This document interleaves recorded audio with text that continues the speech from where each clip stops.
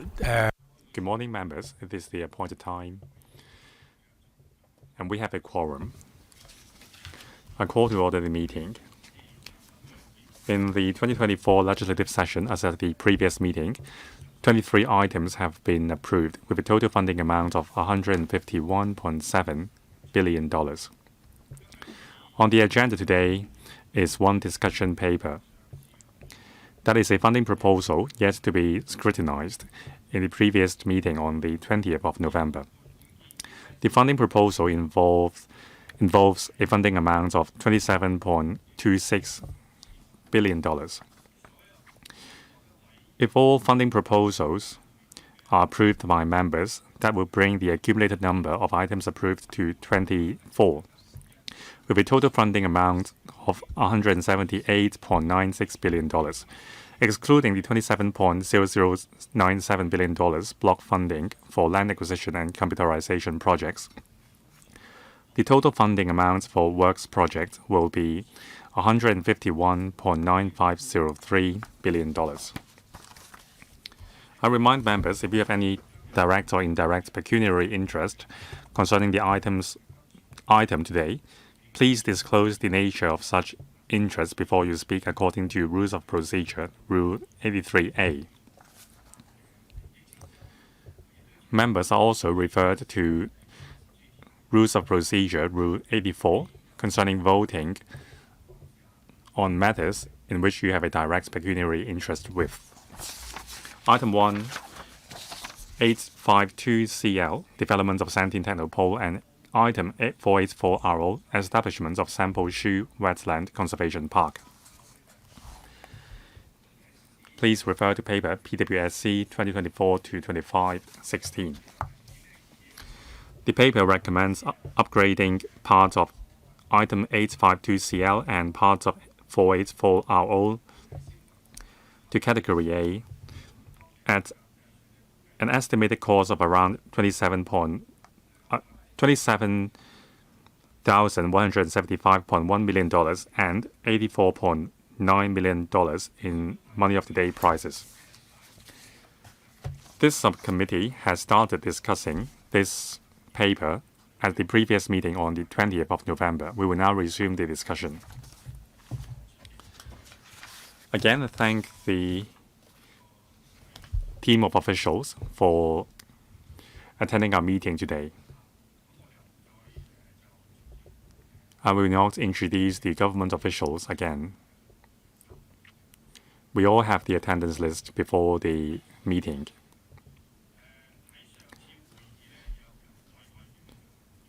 At the previous meeting, 9 members have asked questions about the paper. 5 members were pending. I will now first invite those pending members to speak first. Deputy Chairman, Mr. Kwok Wai-Keung, 4 minutes. Thank you, Chairman. Good morning.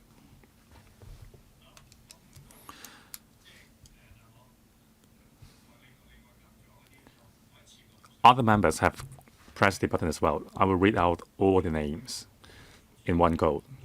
Mr. Kwok Wai-Keung, Mr. Michael Look, Professor Lau Chi-Pang, Mr. Shang Hai-Long,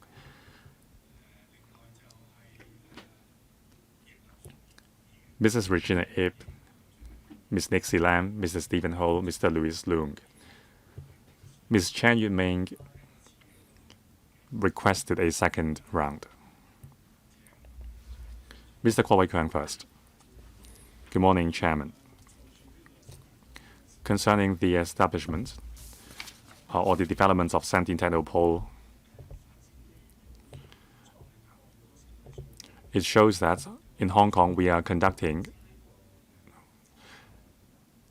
forward development and conservation projects simultaneously.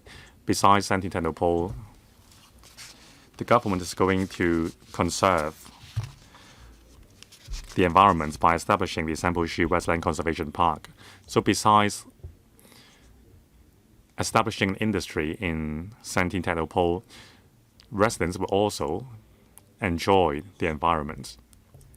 So about water bodies, Santine has been a place with many fish ponds.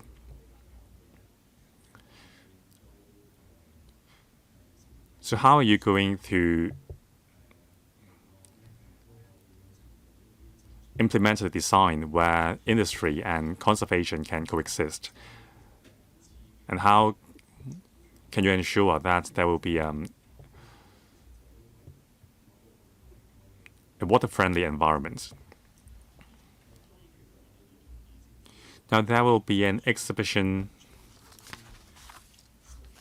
center for showcasing the government's latest development projects. We agree that we should make use of this space to showcase all these projects to potential investors and the public as a whole.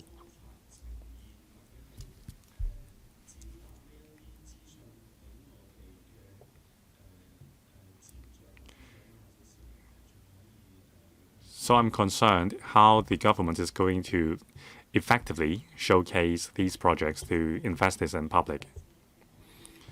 Ms. Doris Ho, thank you. I will invite Mr. Zhang from the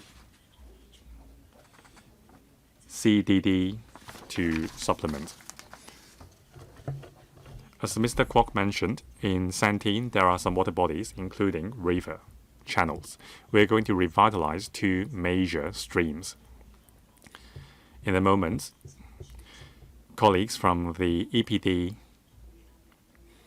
will supplement on how we are going to conserve wetland in Shue, and also utilize these resources for public education and for tourism. Now, on the second question about the exhibition hall,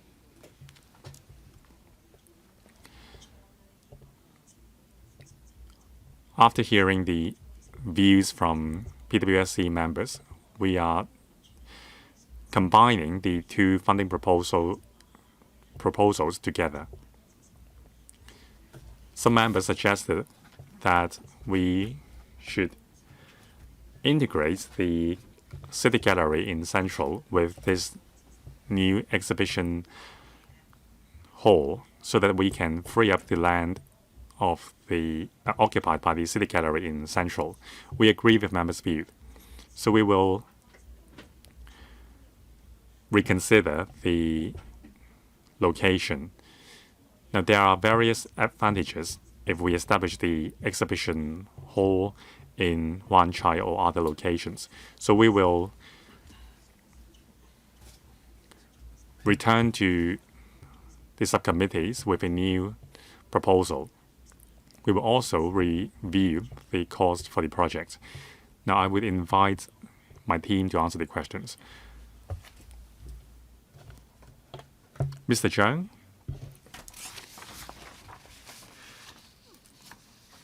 from the CDD.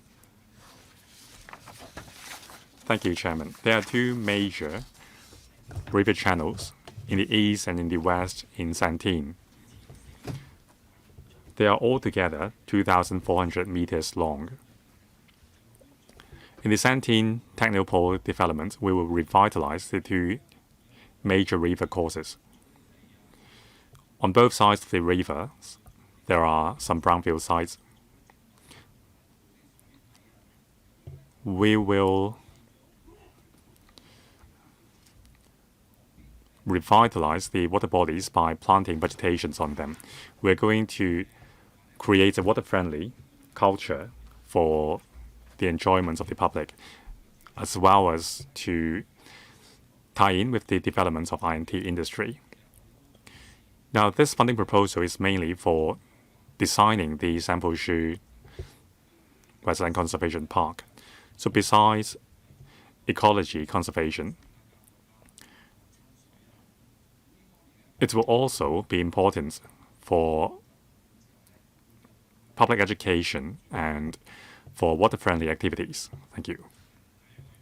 Next, Mr. Michael Look. Chairman, my first question is about the price tag. $27.1 billion. Now, $1 billion has been slashed, but the price tag is still steep. Now, comparing with other similar projects of similar scale, this project is not very cost-effective. For example, the drainage system expansion of the Santine Highway and also sound barrier and footbridges. The price tag is on the high side comparing with projects of similar scale. So what has the government done, or what will the government do to further compress the price tag? Back in the T4 road project in Shatin, the government was able to slash the cost significantly by using cheaper materials for building the sound barriers. I have two concerns as well about the water, about the surfacing reservoir. The top side of the reservoir is usually empty or unused. So will you consider installing solar panels on the top side of the surfacing reservoir? Now about the revitalization of the riverside, of the river course, the illustration is brilliant. There will be ducks swimming on the river and there are other photogenic spots. It's great. Well, I visited the Dasha River in Shenzhen. For the Dasha River, there is a rich supply of water from the upper course of the river. So what about this river? In dry season, can you ensure that there is a steady supply of water? Ms. Ho, thank you. There are three questions. I will first address the price tag, and then I will defer the other questions to Mr. Tony Zhang, the project manager. Since the previous meeting, we have been looking at whether we can further reduce the cost of the project. After receiving the proposal from the bidders,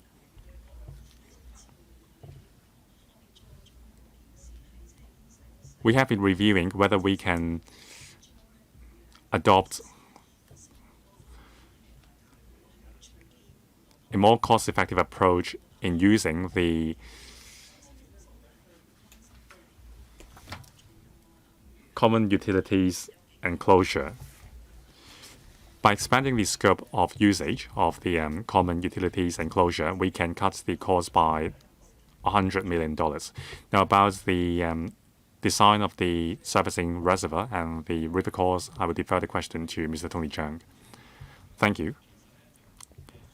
In terms of the drainage and water supply system, the price is a bit steep, but it is for good reasons. It is still within the normal range. Now, the drainage pipe has a wide diameter, some 1 meter to 1.4 meters wide. And also, the freshwater mains are also wide with 1 meter diameter. That's why they are more costly.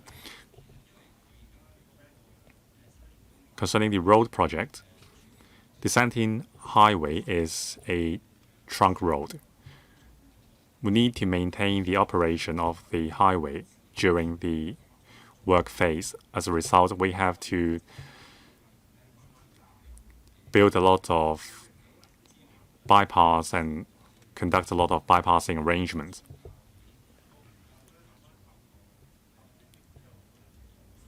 Compared with the Shatin section of the Technopole highway, the unit cost per kilometer is even lower for this project. So we think the current price level is reasonable. The member mentioned the sound barrier. Now, the noise barriers to be erected along the Santine Highway are higher. They are slanted. So they are 10 meters in height compared with the ordinary 3-meter tall noise barriers. Because the Sentin Highway is adjacent to the residential buildings, we have to erect taller sound barriers. But we will adopt cost-cutting measures. We're going to use high-strength steel structures to reduce the cost of construction materials.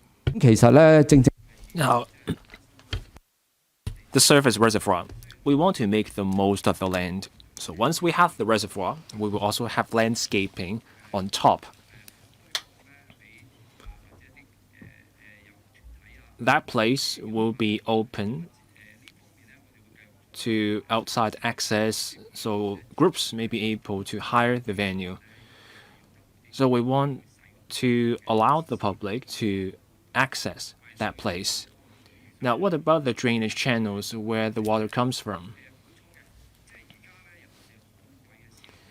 Now, for the main drainage channels in the east and in the west, during a dry season, there's less water. We are aware of the problem. During the revitalization, we will think of ways to store the water that is there. So we keep some of that water in a certain area so that we have a water body. That's important because that will help us maintain the biodiversity and have this water-friendly setting. So we will cover that in our design to meet the requirement. So can we use reclaimed water to make sure we have water during dry seasons? So reclaimed water. Indeed.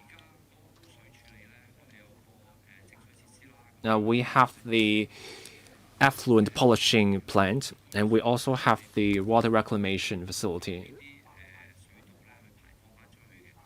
So the water will take the drainage treatment. We'll go through the 3 levels of treatment. We stick to high standards.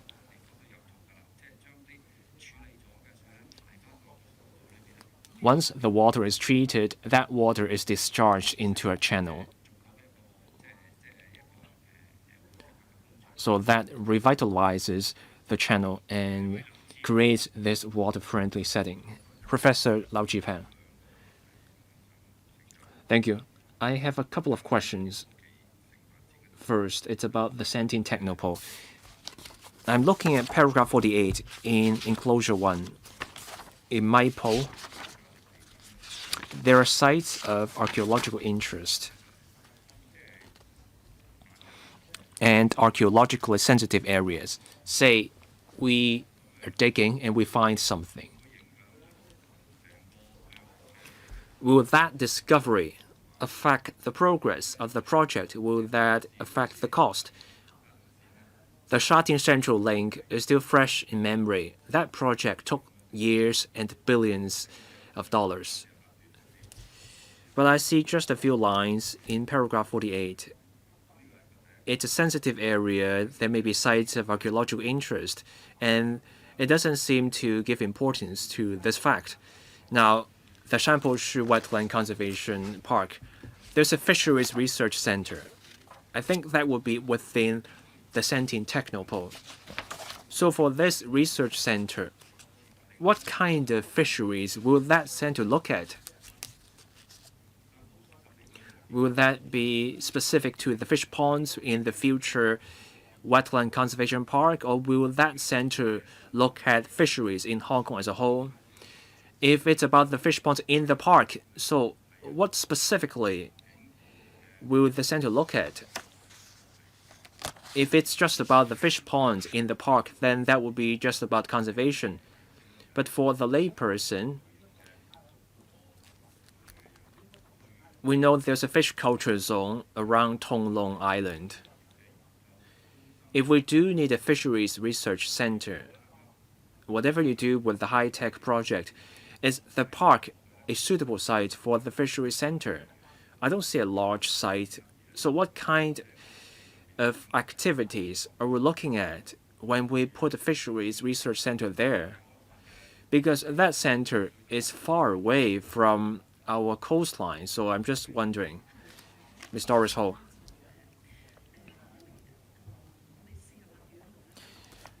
Paragraph 48, MIPO, sites of archaeological interest and archaeologically sensitive areas. MIPO is on the fringe of the Centene project. If we find something during our survey, the impact will be limited because it's near the edge of the Centene project. And now I will invite Mr. Tony Cheung to tell us more about that. And then we will also hear from the AFCD about the positioning of that Fisheries Research Center. But we first hear from Mr. Tony Cheung. Paragraph 48. It says that there are sites of archaeological interest. These were decided by the AMO during the environmental impact assessment. Archaeologically sensitive areas were found. During an EIA, when we can enter government sites, we survey the site, we do as much as we can. But some areas fall within private lots. That will require land resumption first before we can dig deeper in our survey. We will be cautious.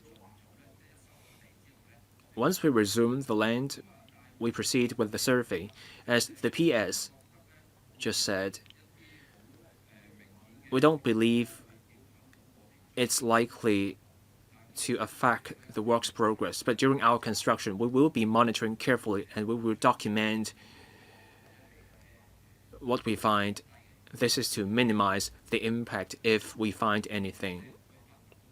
So if we find antiquities, we want to be able to deal with that quickly, but it's unlikely that will happen. Mr. Lai. Now to respond to the member's question, the Shue Wetland Conservation Park. There will be a visitors area. Most of the park will be a bio-friendly culture zone. So it will serve two purposes. First, agriculture, and two, conservation. There will be a fisheries enhancement area or fisheries enhancement zone. We want modernized, sustainable pond fish culture in the park. There will also be a fisheries research center. The focus will be on freshwater culture. We want to adopt modern management methods. In the mainland, they do recirculation agriculture. We adopt those ways to try to boost the yield. That's why we propose the Fisheries Research Center to support the fish culture, in particular freshwater agriculture. Chairman, I'm uncomfortable with the reply on my first question. The government seems complacent, and that's why I'm uncomfortable. The government says it's fine, it's on the edge. But will that affect the works? I want to find out. Let's meet each other halfway. We don't know what we will find. We didn't know back then with the Shatin Central Link project. So will there be plans to deal with things that you may discover? The government says that site is on the edge. Are you discarding that part of the land from your project? I want to know what you will do when you do find something. Ms. Doris Ho. I thank the member for his follow-up question. We will do a survey. As Mr. Tony Cheung just said, on government land where we can enter, we have taken a look. we don't see anything that warrants attention or further follow-up. As a next step, we cannot enter the private part now. Once we resume the private land, we will enter the land and then we will survey the area with the consultant, and then we will see if there are things of archaeological value, and then we will take follow-up actions. Mr. Jesse Shang. Thank you. I support this proposal to speed up the development of Santine and also to create the Sample Shue Wetland Conservation Park.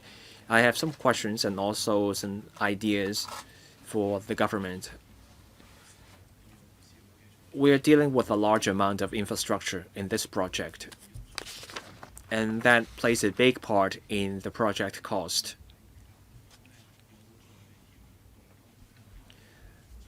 Has the government looked at the soil quality in that area? I want to make sure we don't see requests for further funding after looking into the soil and ground conditions, or can we lower the costs after looking into the ground conditions? And I want to find out whether we are really using the land for industry purposes, for GDP growth. Now, we have just seen this Hetao outline development plan with all the references to new quality productive forces. So will the land here be used for those purposes? That is virgin land for industry purposes. Now, I have an idea, and I don't need a response. We need the EEB and the Development Bureau involved in this, but I'm wondering if the ITIB is also involved. Apart from the ITIB, let's also hear from the business sector, because in the future, the plans for the different sites and the land use should also involve businesses. Ms. Doris Ho. The member raised two questions and gave us one suggestion. So I will invite Mr. Cheng to take the first question about ground conditions.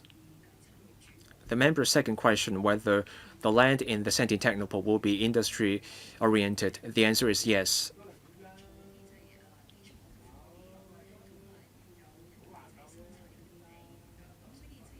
The land shouldn't be just about basic research. It should also be a production base.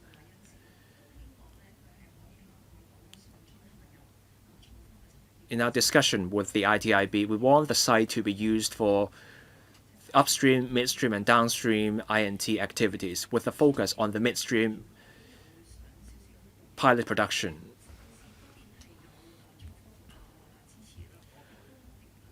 The ITIB gives support throughout the process. In our planning and future work, we will remain in touch with the industry.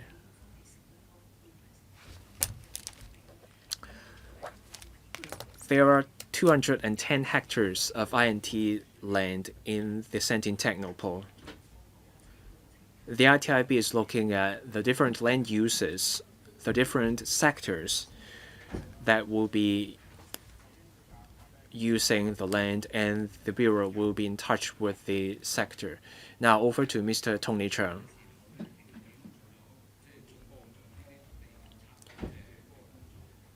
We conduct site investigation during our planning, but some of the land involved is private land, so we cannot enter those sites. Once we resume the land, we will act right away to do a site investigation, and then we will look at the data, the actual conditions, and then we adjust our ground investigation, ground improvement work. Say if their sedimentary soil turns out to be shallow,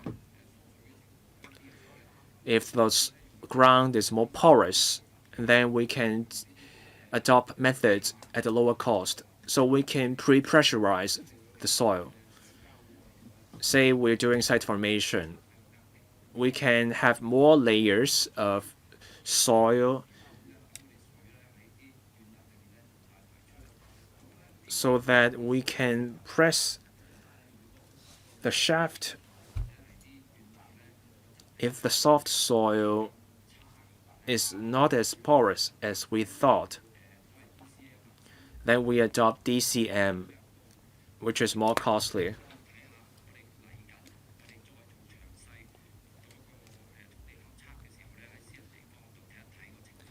We will have to see what the conditions turn out to be on the private land. We want to take the cheaper options to deal with the ground conditions. DCM is fast. You do the mixing, and then the concrete solidifies. The pre-pressurized approach takes longer. We will look at the outcome of the investigation. Again, the point is to stick to the cheapest option to deal with the soft soil. Mrs. Regina Ip. Thank you, Chairman. First of all, my apologies. I wasn't able to attend the previous meeting because I had other official duties. Now, I support the developments of the Santine Technopole and the establishment of the Sampo Shue Wetland Conservation Park. Even if it involves pond filling, I still support it. We are already quite late in terms of transforming our industries. In the 90s, we were among the 4 little dragons in Asia, together with Singapore, South Korea, and Taiwan. And we were called an economic miracle by the World Bank.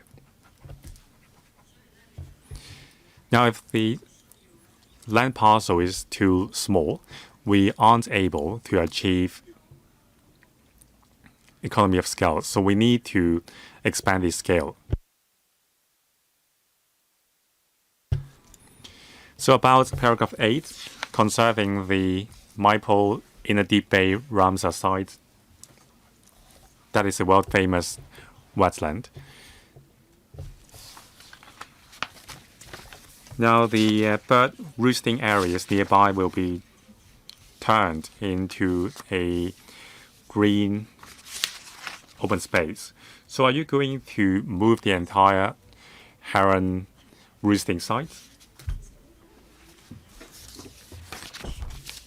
So about the egret tree roosting forest, it is surrounded by brownfield sites.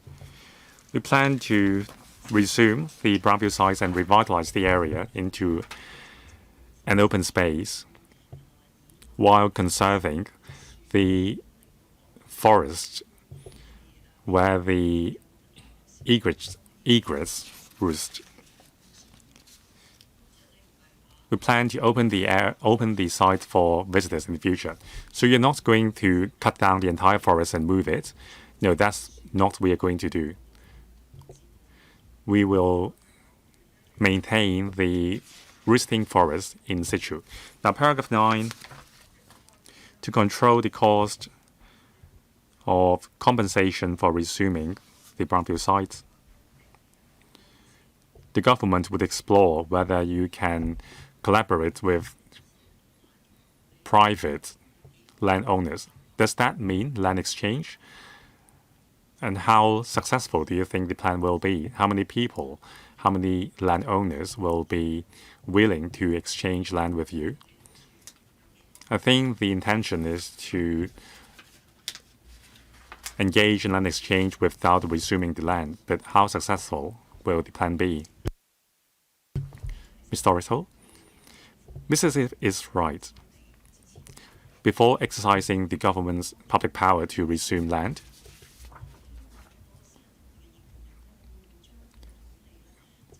we would prefer that private owners of the land in question would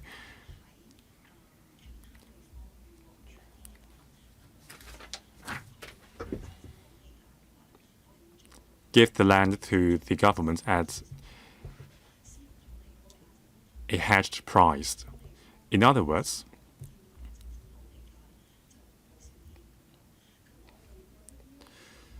they would be compensated by the government in other land resumption projects while receiving a lower compensation for the site at sample Shue. So about the interest taken by the property developers, after announcing the plan, we have received some expression of interest from property developers. Of course, the plan is not official yet. So when we are ready, by then, it may be a better time to gauge the market's interest. Next, Ms. Nixie Lam. Thank you, Chairman. Now about division of labor.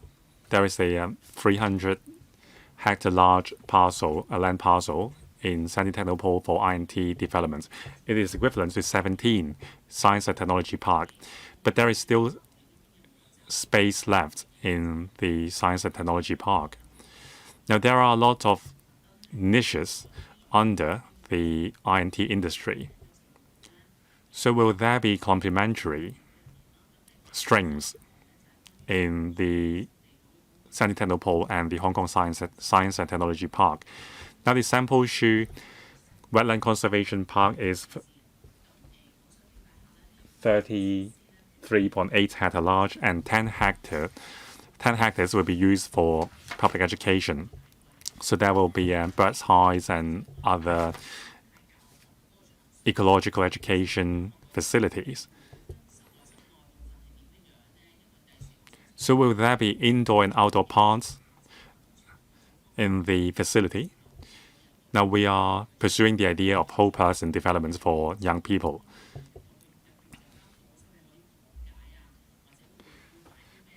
So when students are watching birds in the Sandy Technopole, in the sample Shue Wetland Conservation Park, will there also be an indoor park for indoor parts of the facility for educating them on the ecosystem, and will there be enough parking spaces? Ms. Dorothy, I will defer to the EEB colleagues to answer the second question. On the first question, there are 300 hectares in Sandy Technopole for INT development. So besides the 87 hectares in the loop area, there is an additional 210 hectares for INT development. Now about the positioning. The ITIB's plan is to have industries including AI, healthcare, medicine and biomedicine, as well as advanced manufacturing and advanced materials players set up in the park. The ITIB would like to cover the entire value chain. So for the Sandy Technopole, the focus would be on the middle and lower stream parts of the value chain. So that's about the mass production and prototyping and commercializing the research results. Now I will invite the EEB colleagues to answer the second question. Mr. Alan Low, Deputy Secretary for E&E. Thank you. About the sample Shue Wetland Conservation Park, subject to funding approval, we will conduct a detailed study. More details will be reviewed then. Now we welcome members' views on the park. Now by way of reply about the bird hide, there will be more than one bird watching post. It's not just for bird watching. On the premise that the ecosystem is not, the natural habitat is not disturbed, visitors would be allowed to get very close to the nature. Now, just like in other countries, there are marshes and wetlands, and some walkways would be created on the marshes to let visitors to get close, to get a very personal experience. Now, aquaculture is going to be the main theme in the conservation park as well.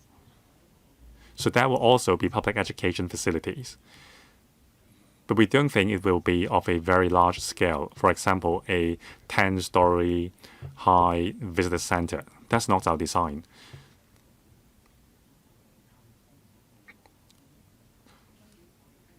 We have wetland parks for public education, but we have heard the members' views. In the future, we will provide suitable facilities for students and members of the public to enjoy the Sample Shue Park while learning about the ecosystem. So please continue to put forward your views. Mr. Stephen Ho, thank you. I thank the government for working closely with the fisheries industries. Now, the direction of the Sample Shue Wetland Conservation Park is agreed by the fisheries sector. It's not just for conservation, it will also create synergy with our fisheries culture and our fisheries economy. Now, the government has engaged a consultant to conduct a study in Annex 2. Now, for this new phase of funding, what about the role of the previous consultants? Will they continue to perform the role in advising the government? That will be very costly. Now, in the consultation process, during the last study, it seems that we lack consultants with fishery experience. Now, of course, if you are looking for someone to conduct high-level planning for you, we do have the talents, but we don't have sufficient talents in the fisheries field. Now, high and new technology fishery and high technology pond fishing culture is not a thing in Hong Kong yet. Now, in the past, we are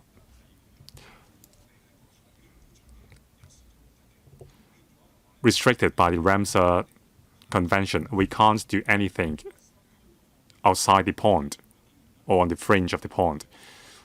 So will the new consultants have experience to help us navigate this? Can we navigate around the pond filling legislation and so on?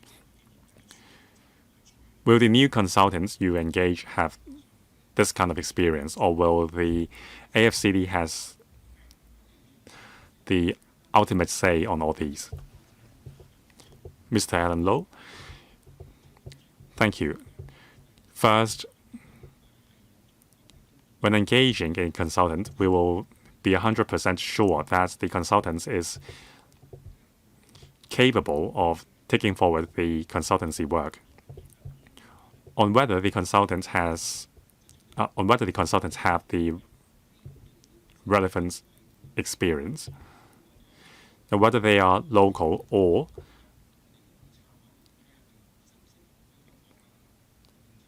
overseas consultants, if they have similar experience in projects of this type, we would consider hiring them. Second, the role to be played by the consultants is very important. Of equal importance is engaging the local stakeholders adequately. The EEB is the responsibility holder in this regard. In the course of the project, we will make sure that we listen to the views of local pondfish culture bodies and LegCo members. I think Mr. Stephen Ho has rich experience in this field, and we will engage the field, the industry, adequately. What about land use legislation and other regulations? Thank you. We are conducting a survey. Now, under the consultancy contract, the consultant is required to have expertise in fish pond culture. Now, the consultant is an expert in the relevant field in the mainland. The mainland has very rich experience in high and new technology pondfish culture operations. Mr. Stephen Ho, your point is about land use. Now, I don't question the experts' expertise, but our restrictions here tie up the experts' hands. We need flexibility with the land. You have an investigation, there will be formation, you will put buildings there. Can we relax the rules? The government cannot tell me how high technology will come together with conservation. My question is, will our rules hold back our future developments? Can we widen the pond banks? Can we plant things next to the pond? I've been saying this again and again. So do we have the flexibility? Can we give this some thought, Ms. Doris Ho? I note Mr. Ho's point. He cited an example with Maipo, the wetland. Maipo is of high conservational interest. That's why there may be restrictions on what you can do in Maipo. But for Sampo Shue, it's also a site of conservation interest, but this park is not part of an international convention. Unless there are restrictions from the town planning process, we try to allow flexibility. Say how you define a pond, indeed, flexibility is in order. We don't want needless restrictions. As long as you meet the requirements of the statutory plan and you abide by the law, we try to allow flexibility within that parameter. Next, Mr. Louis Long. Thank you. On the Sentin Technopole and the Sampo Shue Park, I support both projects. I have a suggestion and a question. First, my suggestion. Paragraph 9 in the paper.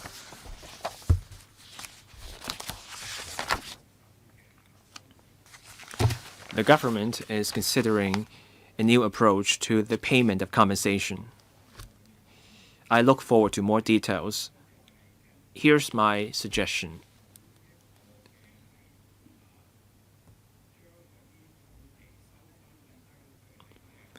The government is taking the land and then monetizing it to pay for future payment.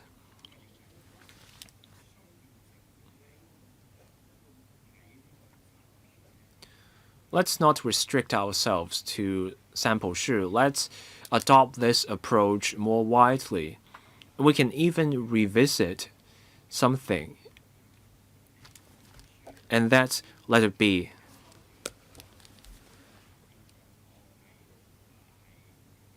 When the government's fiscal position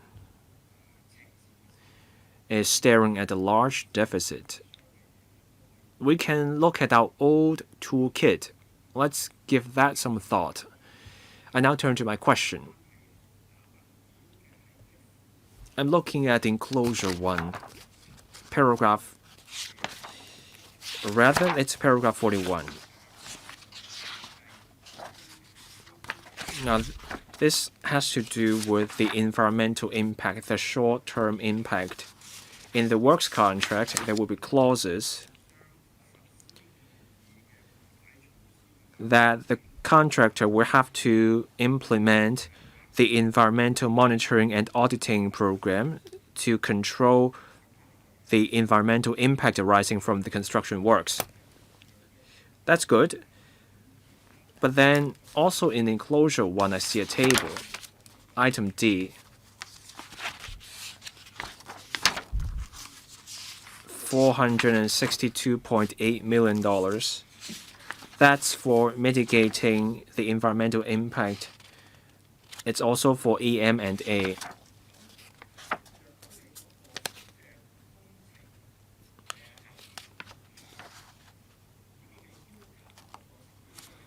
The contract already requires a contractor to take mitigation measures and implement EM and A. So I assume the contractor will have to do that as part of their contract. So why put that $460 million in your budget for this purpose? Now, the last sentence in paragraph 41 says you will also implement wetland enhancement measures at Maipo as well as restoration of abandoned ponds and fish stocking at suitable ponds to enhance the ecological value of wetland habitats in the Deep Bay area in the interim. So is that where the $400 million will go to? I want to get a clearer picture of what that $400 million is supposed to do. Ms. Doris Ho, Mr. Tony Chen will take the second question. I thank the member for his suggestion. At Sample Shue, we look at the situation.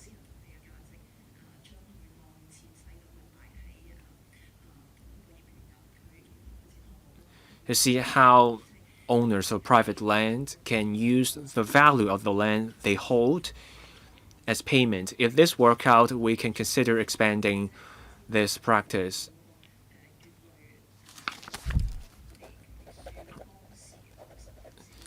Now, on letter B, there were adverse outcomes back then with letter B, so we want to avoid that. Mr. Tony Chan.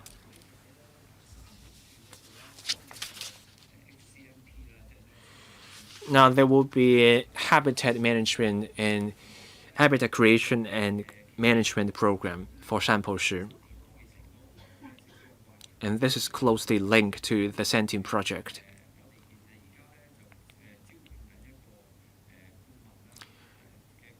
We are hiring a consultant for a contract about environmental monitoring and auditing. The EIA report requires a team to carefully monitor environmental changes. This is a necessary part of a major project. Now, on the $462 million, now when you compare that sum with other large projects, this sum makes up a comparable amount in this project to other large projects. It's a lengthy project. There will be processes affecting the environment, so monitoring is warranted.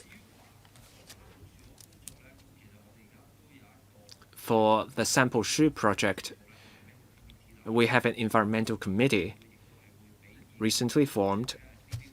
This committee will give advice on how the monitoring can be better conducted to look after the environment. Mr. Louis Long,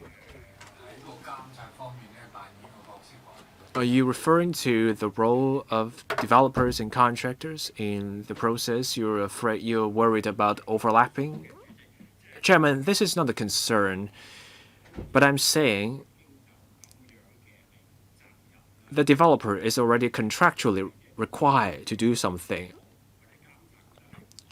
If the developer does a poor job, the government can follow the contract and dock the payment to the developer. So I'm wondering what this $400 million means. Of course, this sum is just 1.7% of the total contract value, not a large amount. But I'm wondering. So the point is, the member points out this sum. Is the government saying you still have to set aside a sum for the monitoring? It's a separate thing. The contractor will be required to perform EM&A. This is part of the requirement of the EIA. So sprinkling water, noise barriers, those are required from the developer. But the monitoring will be dealt with by a separate party under a separate contract because you need a third party to monitor that developer. After all, this project will take years and many projects will require monitoring. So we have set aside this sensible amount for the monitoring.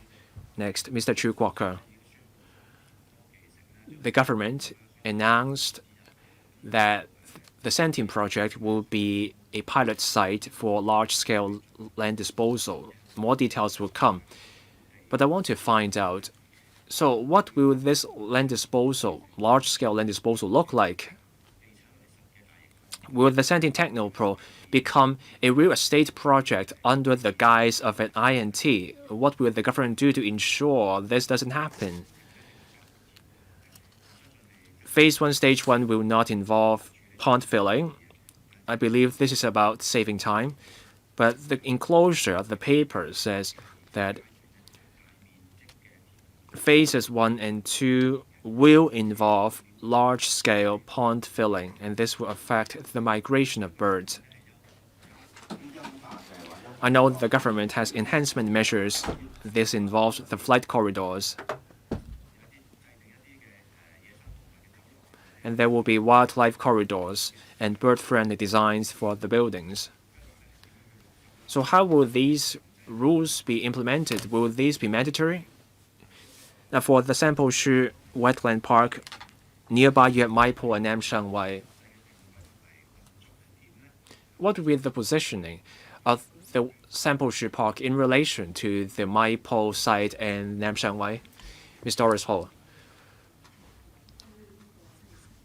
The member raised 3 questions. On the wetland, I will invite my EEB and AFCD colleagues to take that question. Now, on the large-scale land disposal, the member is worried that this INT project will become anything but an INT project. So what we have found out from the ITIB is that when INT land is part of the large-scale parcels for disposal, the developer will only be asked to perform the land formation. So once the infrastructure is there, the land will revert to the government, and then the government decides how to allocate the land for INT uses. The ITIB can see where the member is coming from. The government will take the lead in the INT development because the government will pick the INT firms that will move into the area.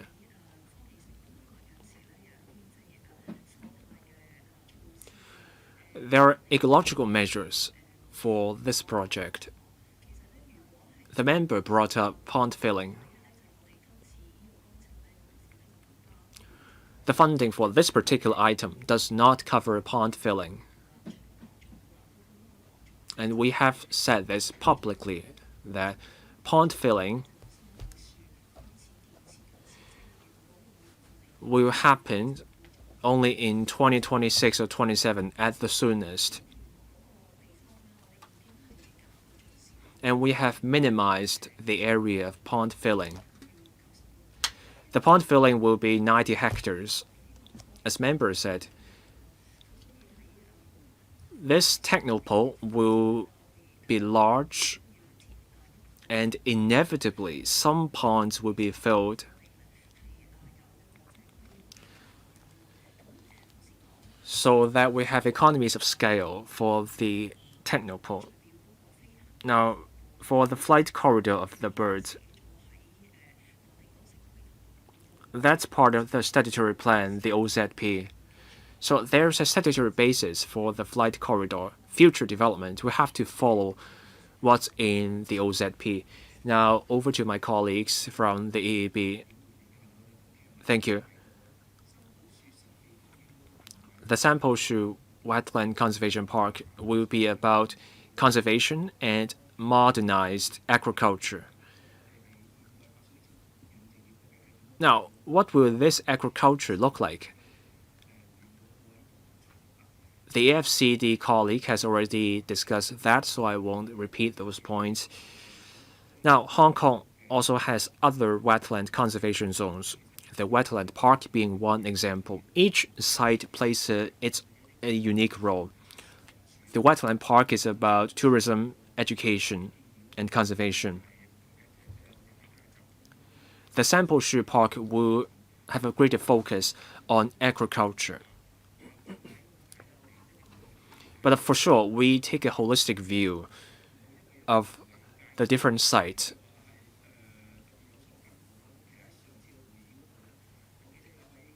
At the last meeting, a member raised a question. Near Loch Marchow, there are reed beds managed by the MTR Corporation. There are also wetland zones managed by the MTRC. On whether there will be complementarity with the future sample Shue Park, we will look into that. Mr. Kissen-Yang, thank you, Chairman. I give my support to the development of the Sandy Technopole and the Sample Shue Wetland Conservation Park. I have two questions about the Sandy Technopole development. When the Chief Executive led a delegation comprising members to the GPA, we visited a water recycling facilities in Guangzhou. Now, underground, that is the water recycling facilities. Above ground, there is other development. So besides cleansing and recycling the wastewater, the water plants can even reclaim water.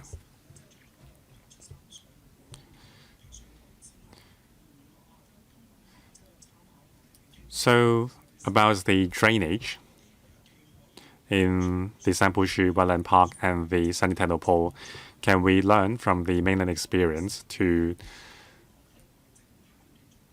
establish a facility which can recycle water, which can then reduce the cost of development when the private operators or investors are involved? Now, the cost is now $1.2 billion. The cost is reduced. I applaud that. But we have to consider the entire Northern Metropolis development as a whole. Now, in the mainland, all the pipes, drainage pipes, and the electric cables are housed all together in an enclosure. So by using this common utility enclosure concept, the cost would be lower, and also by using this integrated trunk, it would be much more resilient to the erosion of the elements. On the other hand, it would be much easier to maintain the trunk. This is already implemented in Zhangjiahou and other places in the mainland. So we can consider using this concept of integrated trunk to house all the cables and pipes to make it more convenient for maintenance. Ms. Doris-Ho. Now about the common utility enclosure, I think this is of a similar concept with the integrated trunk mentioned by Mr. Kissen-Yang. But maybe we can invite Mr. Tony Zhang to explain how we can implement this concept of integrated trunk or utility tunnel in Hong Kong's context. Now about water treatment plants and water recycling plants, can we involve the private markets to participate in the building and operating of the plants? We will convey this idea to the Drainage Services Department for consideration. Now, this funding proposal involves site formation for future drainage works. However, building a water treatment plant is another matter, so we will bring this matter for the DSD's consideration. Mr. Tony Zhang, well, the utility tunnel mentioned by the member is of a similar concept with the common utility enclosure we are using now. The idea is to house all the telecommunication cables and electric cables in the enclosure. Now, we have a 1.2 kilometer long utility channel in the Santin area. Now, we also reserve places for maintenance, for example, vertical shafts for lifting materials or parts into the trunk. So these are all incorporated into the design.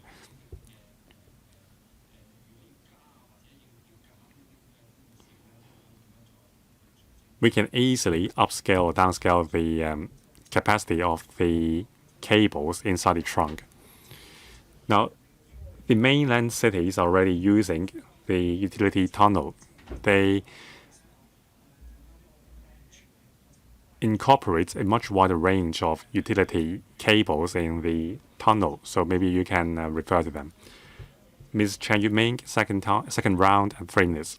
Thank you, Chairman, for giving me another go. Now, I can see that the government is dedicating a lot of resources to improve the water treatment facilities, the pump stations, and the drainage pipes. $1 billion for each project. So in the past, in the rural areas, in the villages, there are lots of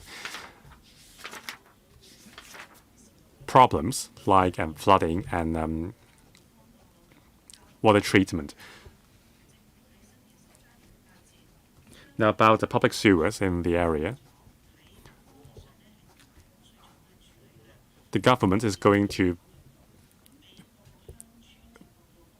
build water treatment facilities and connect the rural villages to the water treatment facilities. Now, I think compared with other NDA projects, the Santine project is much better in terms of the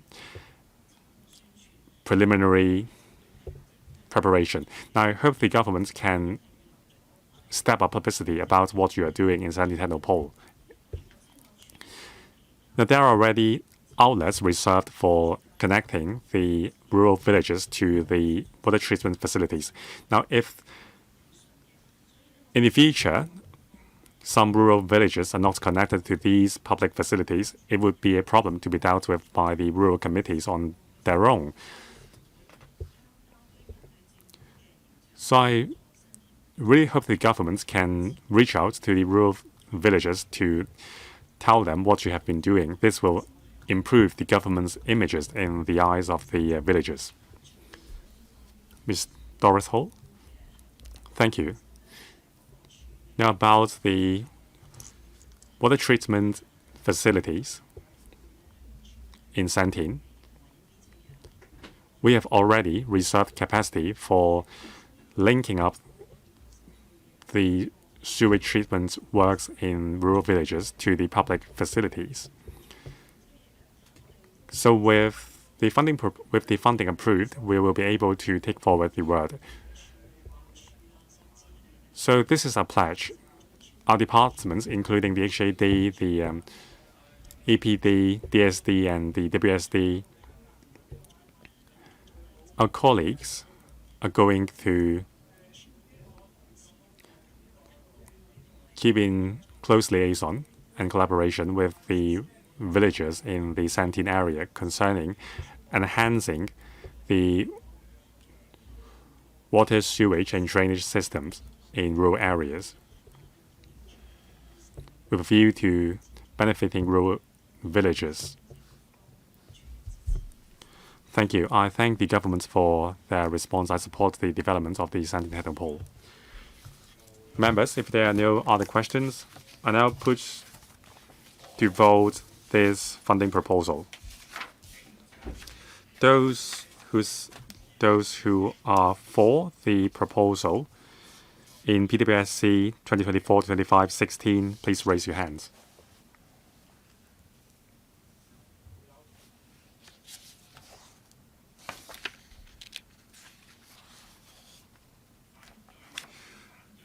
Those against the proposal, please raise your hands. I think that most of the members in the vote supported the proposal. The proposal is approved.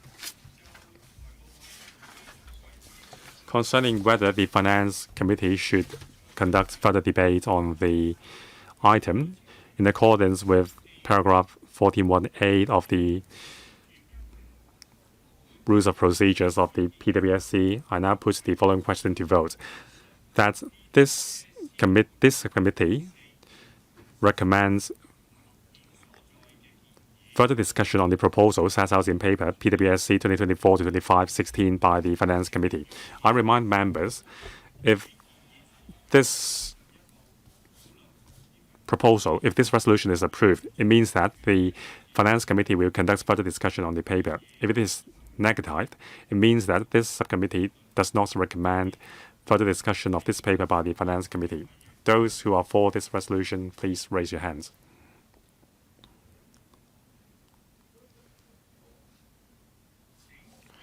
Those against, please raise your hands.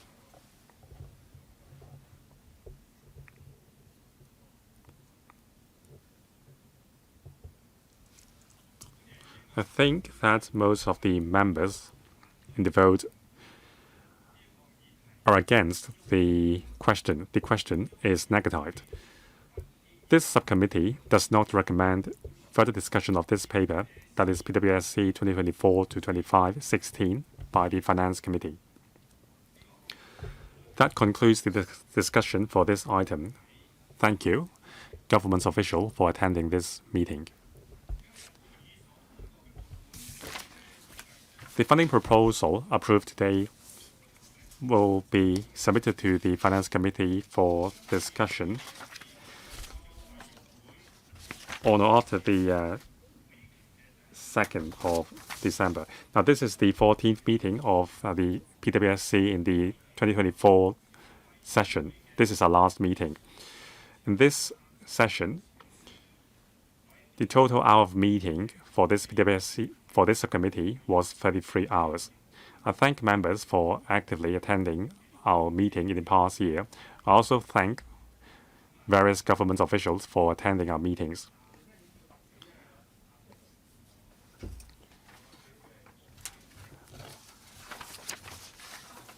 In particular, I thank Ms. Sabrina Law, Deputy Secretary for Financial Services and the Treasury,